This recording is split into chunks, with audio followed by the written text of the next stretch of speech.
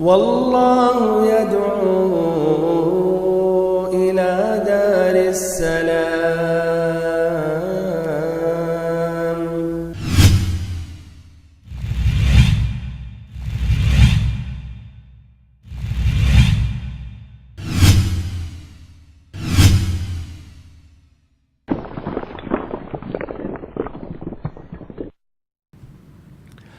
إن الحمد لله نحمده ونستعينه ونستغفره ونعوذ بالله من شرور أنفسنا ومن سيئات أعمالنا من يهده الله فلا مضل له ومن يضلل فلا هادي له وأشهد أن لا إله إلا الله وحده لا شريك له وأشهد أن محمدا عبده ورسوله. أما بعد، فإن خير الحديث كتاب الله وخير الهدي هدي محمد صلى الله عليه وسلم وشر الأمور محدثاتها وكل محدثة بدعة وكل بدعة ضلالة وكل ضلالة في النار. اللهم حبب إلينا الإيمان وزينه في قلوبنا وكره إلينا الكفر والفسوق والعصيان واجعلنا من الراشدين. واجب الاحترام بھائیوں، معزز ساتھیوں، عزیز بچوں اور ہماری ماؤں اور بہنوں، سابقہ درس میں بات یہاں تک پہنچی تھی کہ نبی پاک صلی اللہ علیہ وسلم نے آخری فیصلہ یہ کیا کہ ہم میدان جنگ میں اور کھلے میدان میں مشرکوں کا مقابلہ کریں گے. اس طرح نبی صلی اللہ علیہ وسلم کا یہ لشکر تیار ہوا جس کی تعداد 1000 مردان جنگی پر مشتمل تھی. 1000 کا لشکر آگے بڑھا. ایک مقام جس کا نام شیخان وہاں پہنچا تو وہاں پڑاؤ ڈالا اور وہاں نبی پاک صلی اللہ علیہ وسلم نے لشکر کا معائنہ کیا. اس میں جو چھوٹے اور ایسے ہی ناقابل جنگ نظر آئیں تو ان کو آپ صلی اللہ علیہ وسلم نے واپس کر دیا، جس طرح کہ حضرت عبداللہ ابن عمر رضی اللہ عنہما کو، ایسے ہی اسامہ ابن زید بن ارقم، ایسے ہی زید ابن ثابت، ابو سعید خدری رضی اللہ عنہم اجمعین، اور ایسے ہی کچھ اہل سیر ذکر کرتے ہیں جن کی تعداد 14 بتاتے ہیں. ان سبھی کی عمر 14 کے اندر یا 15 کے اندر تھی، اسی لیے آپ صلی اللہ علیہ وسلم نے مناسب نہیں سمجھا کہ یہ شریک رہیں. تصور کیجئے، لیکن یہ جذبہ صحابہ کرام کا، بلکہ صحابہ کرام کے بچوں کا جذبہ دین کے خاطر اللہ رب العزت کے لیے اور نبی صلی اللہ علیہ وسلم کے لیے کہ جان دینے کے لیے تیار تھے، اور یہ بھی اس لشکر کے ساتھ شامل تھے. لیکن آپ صلی اللہ علیہ وسلم نے انہیں واپس کیا. البتہ صغر سنی کی وجہ سے بھی نبی پاک صلی اللہ علیہ وسلم نے حضرت رافع ابن خدیج کو اس لشکر کے ساتھ شامل کیا. یعنی ان کی عمر بتائی جاتی ہے 15 سال، جس طرح کی ابن ہشام کی روایت ہے. تب بھی آپ صلی اللہ علیہ وسلم نے ان کو اجازت دی. اس کی وجہ یہ تھی کہ وہ نہایت ہی ماہر تھے تیر چلانے میں، ایک جید اور ماہر تیر انداز تھے، اسی لیے ان کو ساتھ میں شامل کیا. جب سمرہ ابن جندب رضی اللہ عنہ نے دیکھا کہ نبی صلی اللہ علیہ وسلم نے رافع ابن خدیج کو اپنے ساتھ شامل کیا اور انہیں چھوڑ دیا، بلکہ کہا واپس ہو جاؤ، تو انہوں نے کہا کہ میں رافع ابن خدیج سے زیادہ طاقتور ہوں اور میں ان کو پچھاڑ سکتا ہوں. نبی صلی اللہ علیہ وسلم نے دونوں کے درمیان کشتی لڑوائی تو واقعتاً سمرہ ابن جندب نے رافع ابن خدیج کو پچھاڑ دیا اور اس پر حاوی ہو گئے، یا ان سے وہ جیت گئے. اس طرح ان کو بھی شامل کر لیا گیا. یہ بھی دیکھیے ایک جذبہ بھائیوں، اور اللہ معاف کرے ہم میں سے جن کی عمر 15-14 کیا اس سے بھی جو زیادہ ہے، ہمارے کچھ بچے جو ابھی بھی ڈبے کے دودھ پی رہے ہیں، نماز کا طریقہ نہیں معلوم، ڈبے کے دودھ وہ بھی نہیں گلاس میں، بوتلوں میں پی رہے ہیں. نماز کا طریقہ نہیں، نماز سے نہ کوئی دلچسپی نہ کوئی شوق. اللہ المستعان. ابھی بھی ان کو چھوٹے بیبی 1-2 سال کے بچوں کے طرح والدین پالتے ہیں. اللہ تعالی رحم کرے ہم مسلمانوں کا یہ جو حال ہے. بہرحال یہ مقام شیخین پر یا مقام شیخان پر شام ہو چکی تھی، اسی لیے آپ صلی اللہ علیہ وسلم نے وہاں مغرب اور عشاء کی نماز پڑھی، اور پھر ایسے ہی یہ بھی حکم آپ نے صادر کیا کہ رات بھی ہم یہیں گزاریں گے، اور ایسے ہی 50 صحابہ کرام کو منتخب کیا گیا پہرا دینے کے لیے، اور ان کی قیادت کے لیے نبی پاک صلی اللہ علیہ وسلم نے حضرت محمد ابن مسلمہ کو مقرر کیا، اور ایسے ہی نبی پاک صلی اللہ علیہ وسلم کے لیے ذکوان ابن عبداللہ ابن قیس پہرا دینے کے لیے مقرر کیے گئے۔ طلوع فجر سے پہلے آپ صلی اللہ علیہ وسلم اور آپ کا یہ لشکر آگے بڑھا، اور جب مقام شوط پہنچا تو وہاں آپ صلی اللہ علیہ وسلم نے فجر کی نماز پڑھائی۔ فجر کی نماز کے بعد اجالا چھا گیا اور دشمن بھی دکھنے لگے۔ یہاں ہمارے بھائیوں اور بہنوں، عبداللہ بن ابی منافق نے منافقانہ کارنامہ دوبارہ انجام دیا، اور اس نے بغاوت کی، اور 1/3 لشکر یعنی 300 افراد کو اپنے ساتھ لے کر واپس ہو گیا، یہ کہتے ہوئے کہ ہم کیوں خواہ مخواہ اپنی جان دیں۔ اور اس نے اس کا بھی احتجاج کیا، احتجاج کا مظاہرہ کیا کہ نبی صلی اللہ علیہ وسلم نے دوسروں کی بات پر ترجیح دی، دوسروں کی بات آپ نے مان لی اور اس کی بات نہ مانی۔ ابن اسحاق کی روایت ہے اطاع الولدان ومن لا رأی لہ، کہ انہوں نے بچوں کی رائے قبول کی، اور ایسے جو ہم میں نادان ہیں اور ایسے ہم میں کم سمجھ رکھنے والے ہیں ان کی رائے کو مان لی اور ہماری رائے کو چھوڑ دی۔ جبکہ ہمارے بھائیوں اور بہنوں، در حقیقت یہ وجہ نہیں تھی، اس لیے کہ اگر یہی وجہ ہوتی کہ آپ صلی اللہ علیہ وسلم نے اس کی بات نہ مانی تو پہلے ہی سے شامل اس کو نہیں ہونا چاہیے، پہلے ہی سے مدینہ ہی میں وہ رہ جاتا اور کہتا ہم تمہارے ساتھ ہم شریک نہیں ہوں گے۔ تو حقیقت اس کا کیا تھا؟ حقیقت یہ تھا کہ اس نازک موڑ پر اپنی یہ بغاوت اور سرکشی ظاہر کرے تاکہ یہ مسلمانوں کی جو ہمت ہے، ان کا جو حوصلہ ہے ٹوٹ جائے، اور ایسے ہی ان کے اندر اضطراب اور کھلبلی مچ جائے، ایسے ہی ان کے اندر اضطراب اور کھلبلی مچ جائے، اور ایسے عام فوجی نبی صلی اللہ علیہ وسلم کا ساتھ چھوڑ دیں، اور جو نبی صلی اللہ علیہ وسلم کے ساتھ ہیں تو وہ بھی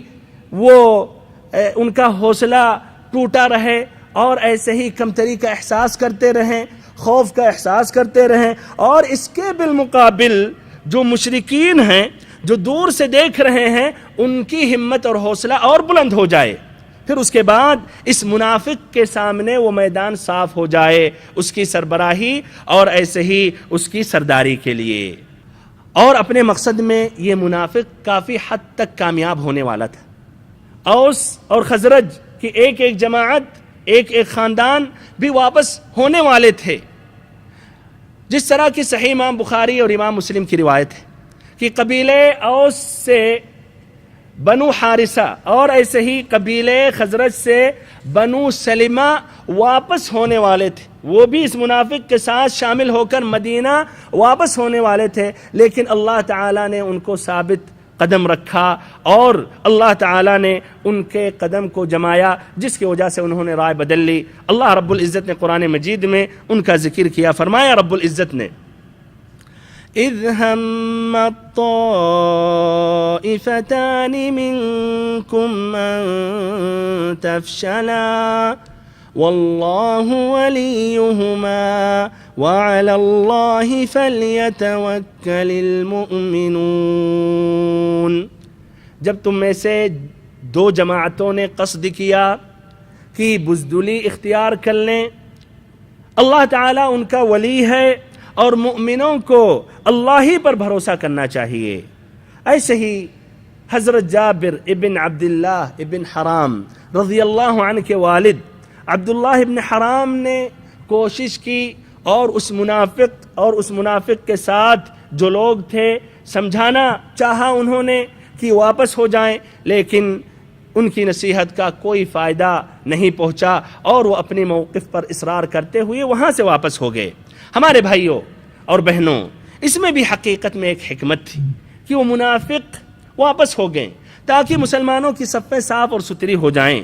اور اس میں جو بزدل ہیں، کمزور ہیں، جو منافق ہیں، جو اللہ تعالیٰ کے لیے نہیں لڑ رہے ہیں وہ پہلے ہی سے واپس ہو جائیں، اور ان کی ضرورت نہیں ہے مسلمانوں کی۔ مسلمان جب بھی کامیاب ہوتے ہیں تو اللہ تعالیٰ کی مدد اور توفیق ہوتی ہے، عدد یا ایسے ہی اسلحہ کی وجہ سے وہ کامیاب نہیں ہوتے ہیں۔ فرمایا رب العزت نے ان کے متعلق اور قرآن مجید کی آیت کریمہ ذکر کیا، ما كان الله ليذر المؤمنين ما كان الله ليذر المؤمنين على ما أنتم عليه حتى يميز الخبيث من الطيب وما كان الله ليطلعكم على الغيب۔ اللہ تعالیٰ نے اس آیت کریمہ واضح کیا کہ تاکہ پاک اور ناپاک لوگ الگ ہو جائیں، اور ان دونوں کو جو ناپاک ہیں اور جو پاک ہیں ان دونوں کو الگ الگ کر دے۔ تو جو ناپاک تھے وہ آپس ہو گئے، اس طرح مسلمانوں کے ساتھ صرف وہ مؤمنین اور وہ صادقین ہی باقی رہے۔ بہرحال ہمارے بھائیوں اور محترم ساتھیوں، یہ لشکر آگے بڑھا اور اس کی تعداد 1000 کے بجائے 700 کی ہو گئی، اور آگے بڑھتے ہوئے دشمن کے پاس سے بغیر گزرے ہوئے ایک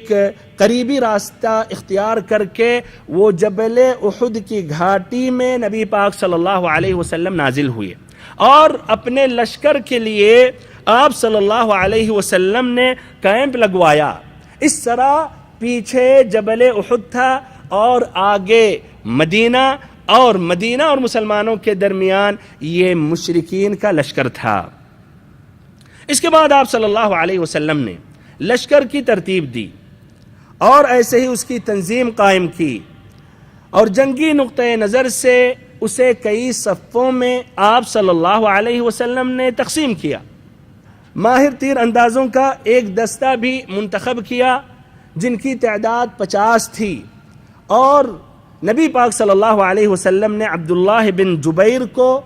ان کا قائد بنایا، اور ان کو حکم دیا کہ وہ جبل عینین جو جبل احد کے مقابل میں ہے، جو اب جبل رمات سے مشہور ہے، وہاں وہ ٹھہرے رہیں۔ کیوں ٹھہرے رہیں؟ تاکہ مسلمانوں کی پشت کی حفاظت کریں اور اوپر سے مشرکوں پر تیر برسائیں۔ اور یہ بہت ہی مہم نقطہ تھا، بلکہ اسی نقطے پر جیت اور ہار مسلمانوں کی مبنی تھی۔ آپ صلی اللہ علیہ وسلم نے ان کی کافی تأکید کرتے ہوئے آپ نے کہا اپنا جگہ نہیں چھوڑنا۔ ان کے کمانڈر سے آپ نے خطاب کرتے ہوئے کہا کہ شاہ سواروں کو تیر مار کر ہم سے دور رکھو، وہ پیچھے سے ہم پر چڑھ نہ آئیں، ہم جیتیں یا ہاریں تم اپنی جگہ رہنا، تمہاری طرف سے ہم پر حملہ نہ ہونے پائے۔ ایسے ہی مسند احمد اور المستدرک للحاکم کی ایک روایت ہے کہ اس میں نبی پاک صلی اللہ علیہ وسلم نے ان لوگوں سے کہا، ان تیر اندازوں سے کہا، ہماری پشت کی حفاظت کرنا۔ اگر تم دیکھو کہ ہم مارے جا رہے ہیں تو ہماری مدد نہیں کرنا، اگر تم دیکھو کہ ہم مال غنیمت جمع کر رہے ہیں تب بھی ہمارے ساتھ جمع کرنے کے لیے نہیں اترنا، نہ ہمارے ساتھ شامل ہونا۔ صحیح امام بخاری کی بھی روایت ہے جس میں آپ صلی اللہ علیہ وسلم نے بہت تاکید دلائی تھی ان کو۔ آپ نے فرمایا ان الفاظ میں، ان رأیتمونا تخطفنا الطیر فلا تبرحوا مکانکم هذا حتى ارسل الیکم وان رأیتمونا هزمنا القوم ووطأناهم فلا تبرحوا حتى ارسل الیکم، کہ دیکھو اگر تم لوگ ہمیں پرندے اچک رہے ہیں، اگر تم لوگ دیکھو کہ ہمیں پرندے اچک رہے ہیں تو بھی اپنی جگہ نہ چھوڑنا یہاں تک کہ میں بلا بھیجوں، اور ایسے ہی اگر تم دیکھو کہ ہم مشرکوں کو شکست دے دیے اور ان کو ہم کچل رہے ہیں، کاٹ رہے ہیں، مار رہے ہیں، تب بھی اپنے جگہ پر رہنا، وہ جگہ کو نہیں چھوڑنا یہاں تک کہ میں بلا بھیجوں۔ اس طرح بھائیوں نبی پاک صلی اللہ علیہ وسلم نے جو مہم جگہ تھی، جو مہم جگہ اس میدان میں تھا، وہاں آپ صلی اللہ علیہ وسلم نے سبقت حاصل کی، اور اوپر کی جو جگہ تھے وہاں آپ نے پڑاؤ ڈالا یا وہاں آپ نے لشکر کو رکھا، اور اس کے بالمقابل جو مشرک پہلے سے آئے تھے وہ سمجھیے وادی جو زمین نیچے ہے وہاں وہ رہے۔ ایسے ہی آپ صلی اللہ علیہ وسلم نے میمنہ پر حضرت یعنی لشکر کے میمنہ داہنے سائڈ پر منذر ابن عمر کو مقرر کیا، منذر ابن عمر کو مقرر کیا، اور میسرہ پر حضرت زبیر ابن عوام رضی اللہ عنہ کو مقرر کیا، اور ان کے معاون تھے مقداد ابن اسود۔ ایسے ہی حضرت زبیر ابن عوام رضی اللہ عنہ کی مہم بھی سونپی گئی کہ وہ خالد ابن ولید کے شہسواروں کی راہ روکے رکھیں، اور اس ترتیب کے علاوہ اگلے حصے میں ایسے ممتاز اور منتخب بہادر مسلمان رکھے گئے جس کی جاں بازی و دلیری کا شہرہ تھا، جنہیں ہزاروں کے برابر مانا جاتا تھا۔ یہ منصوبہ بڑی باریکی اور حکمت پر مبنی تھا، جس سے نبی صلی اللہ علیہ وسلم کی فوجی قیادت کی عبقریت کا پتہ چلتا ہے، اور ثابت ہوتا ہے کہ کوئی کمانڈر خواہ کیسا ہی بالیاقت کیوں نہ ہو، آپ سے زیادہ باریک اور باحکمت منصوبہ تیار نہیں کر سکتا۔ یاد رہے کہ مشرک اس جگہ پر ایک دن پہلے پہنچے تھے، لیکن نبی صلی اللہ علیہ وسلم جو ایک دن بعد پہنچے، یعنی بروز سنیچر 7 شوال سن 3 ہجری کو، تب بھی آپ نے وہ اچھے جگہ کو مقرر کیا اور اس کو منتخب کیا۔ یعنی جبل احد پیچھے تھا، پیچھے سے اب حملہ نہیں کر سکتے ہیں، داہنے سائیڈ میں بھی جبل احد کا ایک حصہ تھا، بائیں طرف جہاں سے خطرہ تھا کہ وہ حملہ کریں گے، تو اس پہاڑ پر نبی پاک صلی اللہ علیہ وسلم نے ان تیر اندازوں کو مقرر کیا، اور صرف سامنے سے اب اس طرح مقابلہ ہوگا، داہنے بائیں پیچھے سے مسلمان محفوظ ہیں۔ جبکہ بھائیو آپ بعد میں پہنچے تھے اس جگہ پر اور ان مشرکوں کو توفیق نہیں ہوئی، تو سبحان اللہ، یہ بین اور واضح علامت ہے نبی پاک صلی اللہ علیہ وسلم کی فوجی قیادت اور عبقریت پر۔ بہرحال اس کے بعد آپ صلی اللہ علیہ وسلم نے صحابہ کرام کو حکم دیا کہ جب تک میں اجازت نہ دوں تو جنگ نہیں شروع کرنا، اور ایسے ہی آپ نے ان کی ترغیب دلائی، ان کو واعظ و نصیحت آپ نے کی، اور ان میں دلیری اور بہادری کی روح پھونکی اور تاکید کی، اور ایسے ہی ان کی ہمت نبی پاک صلی اللہ علیہ وسلم نے بلند کی کہ اللہ کے لیے اور ایسے ہی دین کے خاطر ان مشرکوں پر ٹوٹ پڑیں اور ان مشرکوں سے جہاد کریں اور ان مشرکوں سے لڑیں۔ مکی لشکر کی تنظیم، ان کی بھی سب بندی ہی کے اصول پر اپنے لشکر کو انہوں نے مرتب اور منظم کیا۔ ان کا سپہ سالار ابو سفیان ابن حرب تھا، جو لشکر کے بیچ میں اس نے اپنا مرکز بنایا۔ ایسے ہی اس لشکر کے میمنہ پر داہنے سائڈ پر خالد ابن ولید کو مقرر کیا گیا، جو اب تک مشرک تھے اور مشرکوں کے ساتھ اس جنگ میں شامل تھے، شریک تھے۔ ایسے ہی میسرہ پر عکرمہ ابن ابی جہل کو مقرر کیا گیا۔ پیدل فوج کی کمان صفوان ابن امیہ کے پاس تھی، اور ایسے ہی تیر اندازوں پر عبداللہ ابن ربیعہ کو مقرر کیا گیا۔ جھنڈا عبدالدار کی ایک چھوٹی سی جماعت کو دیا گیا، اس لیے کہ یہ سابقہ، اس لیے کہ یہ پہلے سے ان میں یعنی قریش میں جو عہدے تقسیم ہوئے تھے، تو اس میں لڑائی کے وقت، جنگ کے وقت پرچم یہ عبدالدار کو دیا گیا تھا کہ اسی خاندان میں یہ پرچم رہے گا، جھنڈا رہے گا، اور انہی کے افراد ہی میدان جنگ میں اس پرچم کو اٹھائیں گے۔ غزوہ بدر میں بھی انہی کے ایک آدمی نضر ابن حارث کے ہاتھ میں تھا، جو قید ہو گیا تھا۔ اسی لیے ابو سفیان ابن حرب نے ان کو تاکید دلاتے ہوئے کہا کہ اے بنو عبدالدار،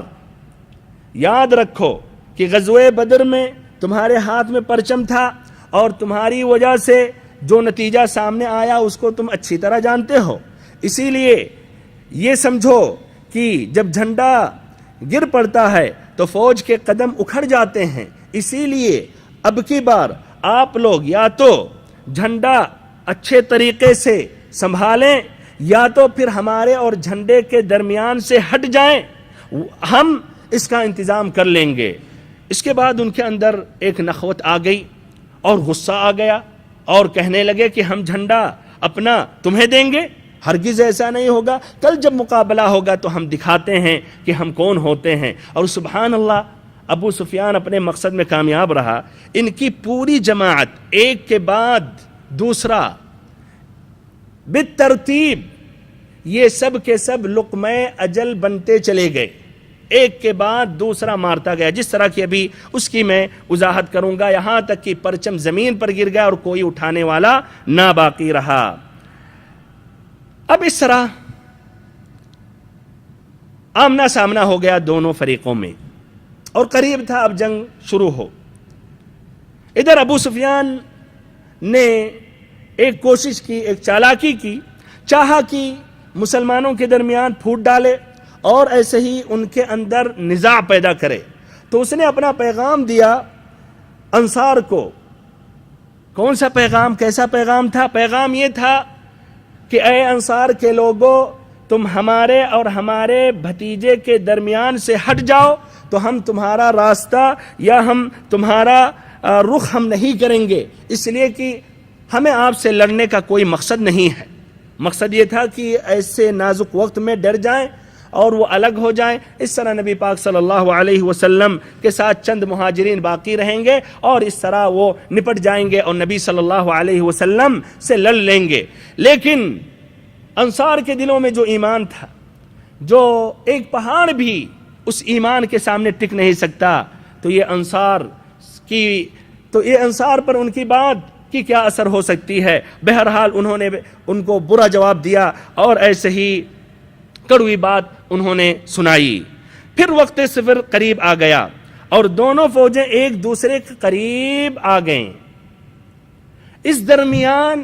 ابو عامر فاسق ظاہر ہوا مشرکوں کے صف سے۔ یہ ابو عامر راہب جو ہے یہ اوس کا سردار تھا، قبیلے اوس کا سردار تھا، لیکن اس کے دل میں نبی صلی اللہ علیہ وسلم کے لیے شدید دشمنی اور جلن تھا۔ یہ مکہ پہنچ گیا اور قریش کو ابھارنے لگا نبی صلی اللہ علیہ وسلم کے خلاف، اور اس نے یہ بھی کہا کہ جب جنگ شروع ہوگی اس سے پہلے ہم اپنے خاندان کو اپنے ساتھ بلا لیں گے، وہ ہماری ضرور اطاعت کریں گے۔ اس طرح عین اس وقت وہ نمودار ہوا، ظاہر ہوا، اور اپنا تعارف کرتے ہوئے کہنے لگا کہ قبیلے اوس کے لوگوں، میں ابو عامر ہوں، میں ابو عامر ہوں۔ تو ان لوگوں نے کیا جواب دیا؟ اس کو امید تھی کہ یہ سب بھاگ کر مشرکوں کے ساتھ ہو جائیں گے۔ انہوں نے کہا او فاسق، اللہ تیری آنکھ کو خوشی نصیب نہ کرے، او فاسق، اللہ تعالیٰ تمہاری آنکھ کو خوشی نصیب نہ کرے۔ اس کے بعد وہ گھبرا گیا، اس کو جو امید تھی کہ ہمارے ساتھ ہو جائیں گے، اس پر اس نے کہا لقد اصاب قومی بعدی شر، میری قوم میرے بعد شر سے دوچار ہو گئی ہے، ان کو شر لاحق ہو گیا۔ بہرحال یہ مشرکوں کے ساتھ لڑتا رہا۔ اس سے واضح ہوتا ہے کہ مشرکین کی تعداد اس جنگ میں کافی ہونے کے باوجود،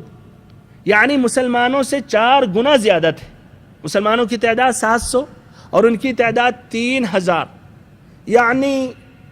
ہر 4 آدمی کم سے کم ایک مسلمان کا مقابلہ کر سکتے تھے۔ تب بھی اس کے باوجود چاہتے تھے کہ مسلمانوں کے درمیان اختلاف پیدا ہو جائے اور مزید ان کی تعداد کم ہو جائے، کچھ افراد اور بھاگ جائیں اور ان کے ساتھ لاحق ہو جائیں۔ یعنی کافی ہیبت اور کافی مرعوب تھے مسلمانوں سے، اور ہمیشہ ایسے ہی ہوا رہا۔ میدان جنگ میں ہمیشہ کافر مسلمانوں سے، ہمیشہ ان سے خوف زدہ رہے اور مرعوب رہے۔ عورتیں جو ان کے ساتھ شامل تھیں، جن کی تعداد تقریباً 15 تھی، یہ بھی ان کی صفوں میں گھوم گھوم کر اور دف پیٹ پیٹ کر ان کی ہمت بلند کر رہی تھیں اور ان کے جذبات کو ابھار رہی تھیں۔ کبھی علم برداروں سے خطاب کرتے ہوئے ان کی ہمت بلند کر رہی تھیں، تو کبھی لشکر کو متوجہ ہو کر شعر سنا کر ان کی ہمت اور جذبات کو ابھار رہی تھیں۔ ان کے اشعار میں سے یہ شعر ان تقبلوا نعانق ونفرش النمارق او تدبروا نفارق فراق غیر وامقی، اگر پیش قدمی کرو گے تو ہم گلے لگائیں گی اور قالینیں بچھائیں گی، اور اگر پیچھے ہٹو گے تو منہ پھیر لیں گی اور الگ ہو جائیں گی۔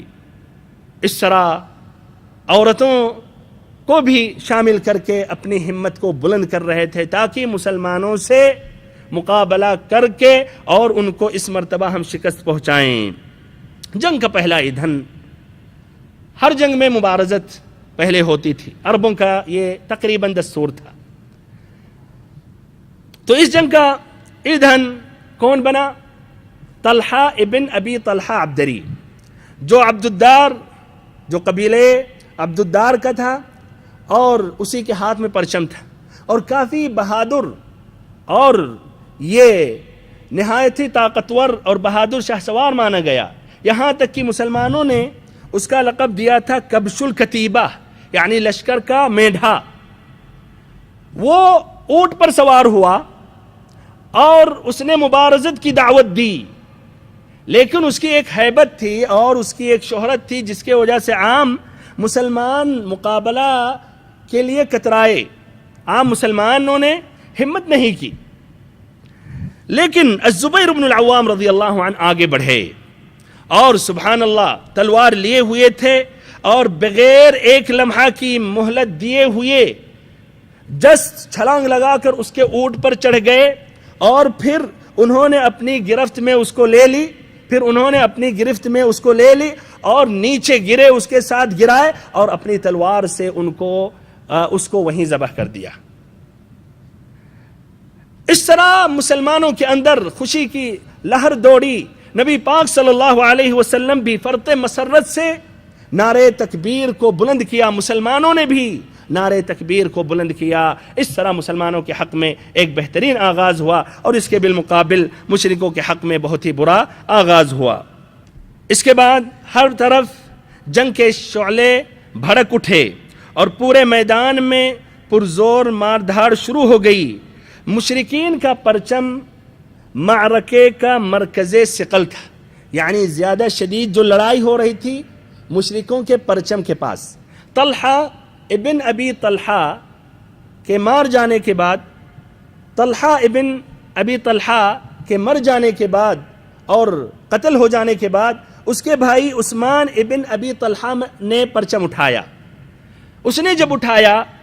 تو حضرت حمزہ ابن عبد المطلب رضی اللہ عنہ آگے بڑھے اور اس کے کندھے پر ایسی تلوار ماری کہ ہاتھ سمیت کندھے کاٹتی ہوئی، جسم چیرتی ہوئی ناف تک جا پہنچی اور اس کا پھیپڑا نظر آنے لگا، اور وہیں وہ ختم ہو گیا۔ پھر اس کے بعد اس کا تیسرا آدمی، اسی خاندان کا تیسرا آدمی، بلکہ انہی دونوں کا بھائی ابو اسعد ابن ابی طلحہ نے پرچم اٹھایا، تو سعد ابن ابی وقاص رضی اللہ عنہ نے تیر چلایا، اور ان کا نشانہ کتنا صحیح تھا کہ نشانہ انہوں نے بنایا اس کے گلے پر، تو برابر اس کے گلے پر وہ نشانہ لگا اور تلوار لگی یا تیر لگی، جس سے اس شخص کا زبان باہر آ گیا اور وہیں گر کر مر گیا۔ اس کے بعد پھر مزید اسی خاندان بلکہ انہی کے بھائی اور بھتیجوں نے پرچم اٹھایا، یہاں تک کہ 6 افراد کا خاتمہ ہو گیا، اور یہ 6 کے 6 ابو طلحہ عبداللہ ابن عثمان ابن عبدالدار کے بیٹے اور پوتے تھے۔ اس کے بعد اسی خاندان کے ایک شخص جس کا نام تھا ارطا ابن شرحبیل، اس نے پرچم اٹھایا،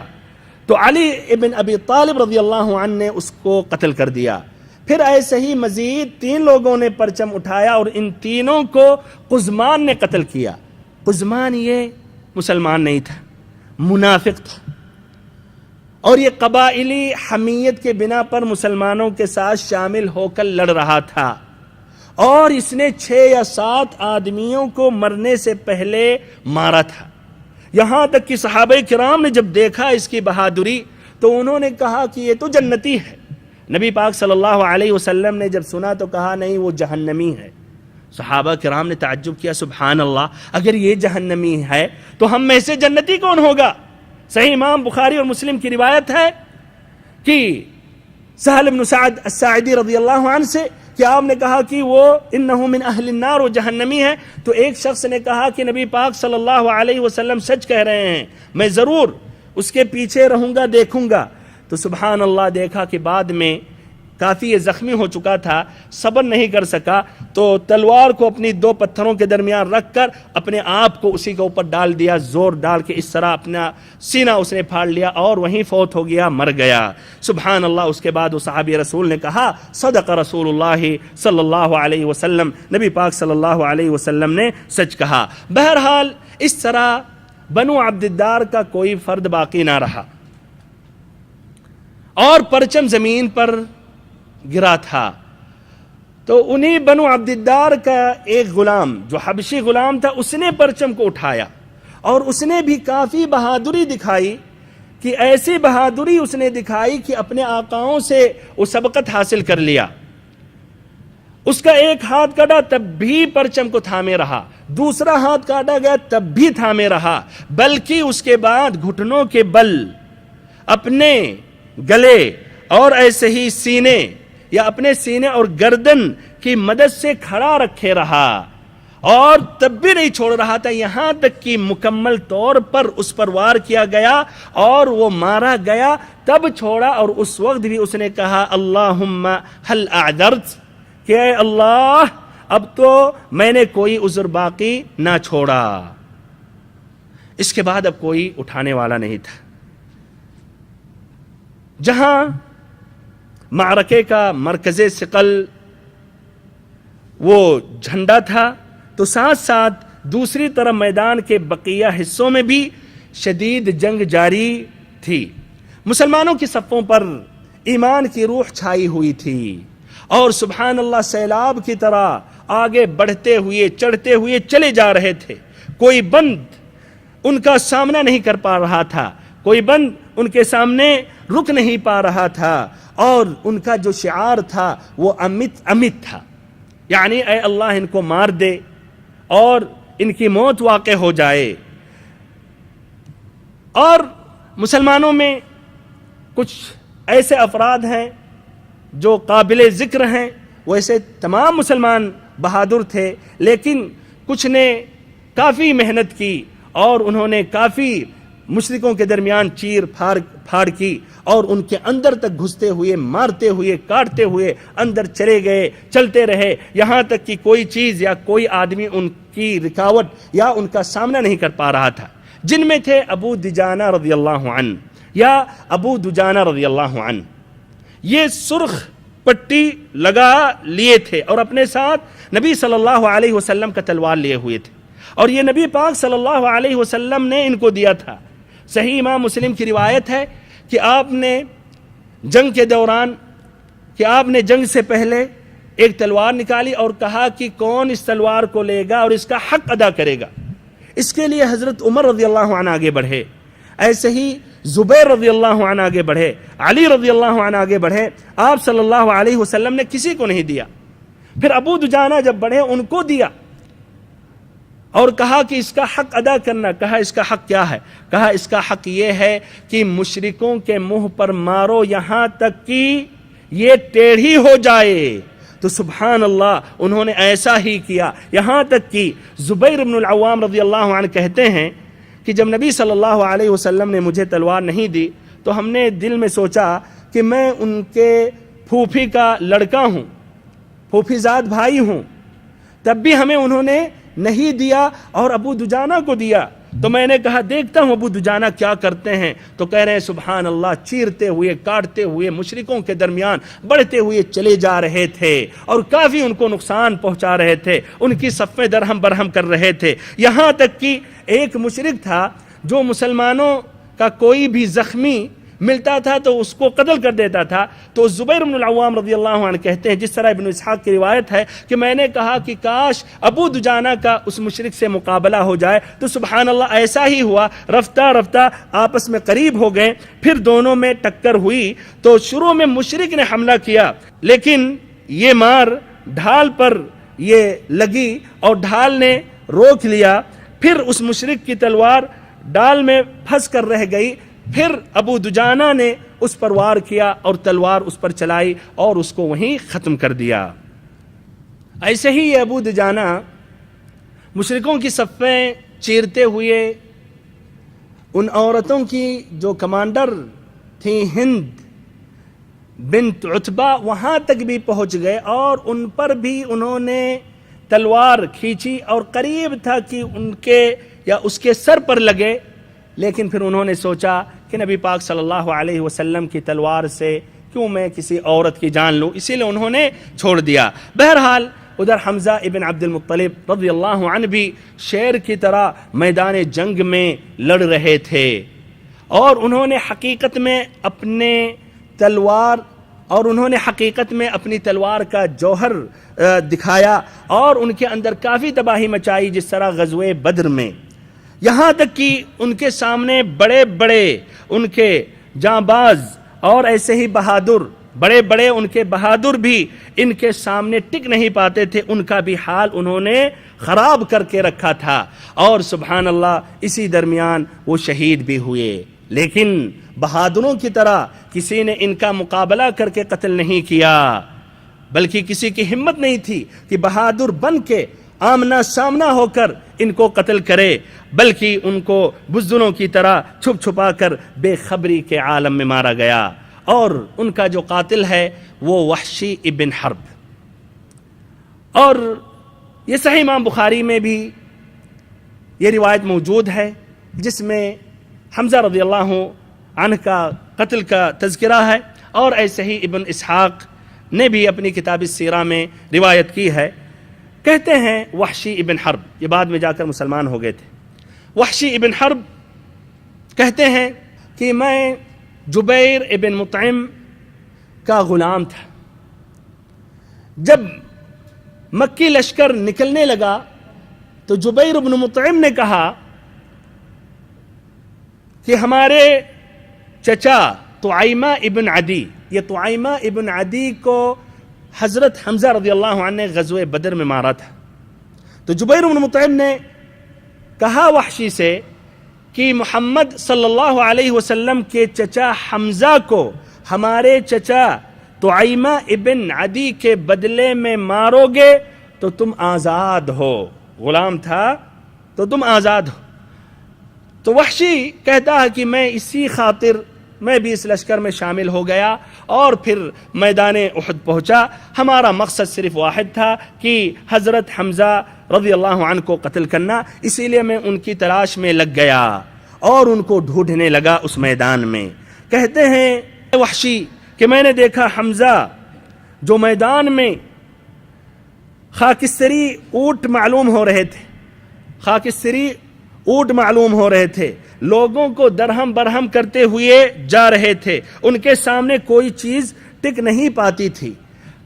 وحشی قریب ایک پتھر کے ہوا اور اس کے پیچھے چھپ گیا، انتظار کرنے لگا کہ حمزہ رضی اللہ عنہ قریب آئیں تو نیزہ سے ان کو قتل کرے اور نیزہ ان کے اوپر اچھال دے۔ نیزہ کا اس لیے ماہر تھا، یہ اس لیے حبشی نیزہ کے ماہر ہوتے تھے، اور ان میں وحشی بھی کافی ماہر تھا نیزہ استعمال کرنے میں، اس کو اچھالنے میں، پھینکنے میں، اور صحیح نشانے میں کافی ماہر تھا، یہاں تک کہ خود وحشی نے کہا کہ یہ نشانہ کم ہی چوکتا تھا۔ بہرحال ایک پتھر کے پیچھے چھپ گیا اور وہ موقع کا انتظار کرنے لگا۔ اس درمیان حمزہ رضی اللہ عنہ سبا ابن عبد العزیٰ سے مقابلہ کر رہے تھے، خود سبا ابن عبد العزیٰ آیا تھا۔ سبحان اللہ، کہتے ہیں کہ ایک تلوار چلائی حمزہ رضی اللہ عنہ نے تو یہ سبا کی گردن الگ ہو گئی، یہاں تک کہ معلوم ہوتا تھا کہ یہ بغیر سر کا آدمی ہے۔ چند لمحات میں اس کے گردن کو الگ کر دیا۔ پھر کہہ رہے ہیں اسی درمیان میں نے اپنے نیزے کو تولا، اور جب ہماری مرضی کے مطابق ہو گیا تو ہم نے اس نیزے کو حمزہ رضی اللہ عنہ کی طرف اچھال دیا، جو جا کے ان کے ناف کے نیچے پہنچا، پھر چیرتے ہوئے کاٹتے ہوئے دونوں پاؤں کے درمیان سے گر گیا اور باہر ہو گیا، اور حضرت حمزہ رضی اللہ عنہ گر پڑے۔ تب بھی انہوں نے کوشش کی، بڑھنے کی کوشش کی، لیکن مغلوب ہو گئے، یہاں تک کہ ان کا انتقال ہو گیا اسی حالت میں۔ پھر یہ وحشی گیا نیزہ لے کر واپس ہو گیا لشکر میں، اس لیے اس کا مقصد صرف حمزہ رضی اللہ عنہ کو قتل کرنا تھا، اور وہ اپنے اس گھنونے مقصد میں کامیاب رہا، اور پھر بعد میں اس کو آزاد بھی کر دیا گیا۔ بہرحال حمزہ رضی اللہ عنہ کی شہادت کے بعد سنگین خسارہ اور ناقابل تلافی نقصان پہنچا مسلمانوں کو، لیکن تب بھی مسلمانوں کا پلہ بھاری رہا، اور اس میں کافی صحابہ کرام نے کافی بہادری دکھائی، جس طرح کہ حضرت ابو بکر، حضرت عمر، حضرت علی، ایسے ہی زبیر بن العوام، طلحہ ابن عبید اللہ، عبداللہ ابن جحش، سعد ابن معاذ، سعد ابن عبادہ، سعد ابن ربیع اور نضر ابن انس وغیرہم، اور اس قدر ان کو مارتے گئے، کاٹتے رہے کہ مشرکوں کے حوصلے ٹوٹ گئے اور قوت باز جواب دے گئی، اور قریب تھا کہ یہاں سے وہ بھاگ لیں اور واپس ہو جائیں۔ ادھر بھائیوں ایک صحابی رسول کا بھی واقعہ قابل غور ہے، حنظلہ ابن ابی عامر۔ یہ ابو عامر فاسق کے بیٹے تھے، باپ فاسق اور یہ اتنے بڑے مؤمن۔ یہ حنظلہ جن کا لقب ہے الغسیل یا غسیل الملائکہ، یہ ابھی نئی شادی کیے ہوئے تھے اور رات بھی گزار رہے تھے اپنے نئی بیوی کے آغوش میں، اور وہ بیوی سے ہم آغوش تھے کہ انہوں نے منادی کی ندا سنی جو جہاد کی طرف بلا رہا ہے۔ سبحان اللہ، انہوں نے بیوی کو چھوڑا اور آغوش سے باہر ہوتے ہوئے میدان کی طرف آگے بڑھے، اور مشرکوں کے اندر گھسے، مارتے ہوئے، کاٹتے ہوئے کافی اندر پہنچ گئے، یہاں تک کہ مرکز قیادت تک پہنچ گئے، اور قریب تھا کہ ان کا جو سپہ سالار ہے ابو سفیان اس کو بھی قتل کر دیں۔ تلوار انہوں نے اٹھا لی تھی اور مارنے ہی والے تھے کہ شداد ابن اوس متنبہ ہو گیا، اور اس سے پہلے کہ یہ ابو سفیان پر تلوار چلائیں اس نے حنظلہ پر تلوار چلا دی، اور وہیں وہ اللہ کے راستے میں شہید ہو گئے۔ اللہ تعالیٰ کو یہی منظور تھا کہ اللہ کے راستے میں شہید ہوں۔ ہمارے بھائیوں، محترم ساتھی اور بہنوں، تیر اندازوں کا بھی بہت ہی بہترین کارنامہ تھا، اور وہی حقیقت میں ایک اہم راز تھے مسلمانوں کی کامیابی اور کامرانی پر، جو مسلمانوں کے بائیں سائڈ کی حفاظت کر رہے تھے اور اوپر سے مشرکوں پر تیریں چلا رہے تھے، اور ایسے اوپر سے مشرکوں پر تیریں چلا رہے تھے، اور ان کے جو شہسوار تھے جو مسلمانوں کے اندر بڑھنا چاہ رہے تھے، جو بائیں سائڈ سے گھسنا چاہ رہے تھے، خالد ابن ولید کی قیادت میں انہوں نے 3 مرتبہ پرزور حملے کیے، لیکن یہ تیروں کی بارش کی وجہ سے انہوں نے کافی ان کو پیچھے رکھا اور ان سبھی کو کافی نقصان پہنچایا اور ان کو چھلنی کر دیا، جس کے وجہ سے 3 مرتبہ ان کی کوششیں کامیاب نہیں ہوئی اور آگے نہیں بڑھ سکے، یہاں تک کہ مجبور ہوئے کہ پیچھے ہی رہیں، اور دوسرے طرف مسلمان تو مشرکوں پر چڑھ ہی رہے تھے، کاٹ ہی رہے تھے، مار ہی رہے تھے، پیٹ رہے تھے، اور یہاں تک کہ اس لشکر میں اب اس طرح بھگدڑ مچ گئی، افراتفری مچ گئی، بھاگنے لگے جس طرح کی غزوہ بدر میں بھاگے، ان کی عورتیں بھی بھاگنے لگی، عورتیں بھی پہاڑوں کا رخ کرتے ہوئے یہ بھی بھاگنے لگیں، اور اب قریب تھا کہ مسلمان مکمل طور پر کامیابی اور کامرانی حاصل کر لیں، لیکن انہی تیر اندازوں نے ایک فاش غلطی کی جس کی وجہ سے پورا نتیجہ بدل گیا۔ وہ فاش غلطی کیا تھی، اس کی تفصیل اور توضیح کیا ہے انشاءاللہ آئندہ درس میں، انشاءاللہ آئندہ ملاقات میں ذکر کروں گا۔ اللہ تعالیٰ سے آخری میں دعا کرتا ہوں کہ اللہ تعالیٰ ہم سبھی کو علم نافع عطا کرے، ہم سبھی کو سچا اور پکا مسلمان بنائے، ہم سبھی کو نبی پاک صلی اللہ علیہ وسلم کی سنتوں پر عمل کرنے کی توفیق دے۔ وصلی اللہ وسلم وبارک وانعم علی عبدک ورسولک محمد۔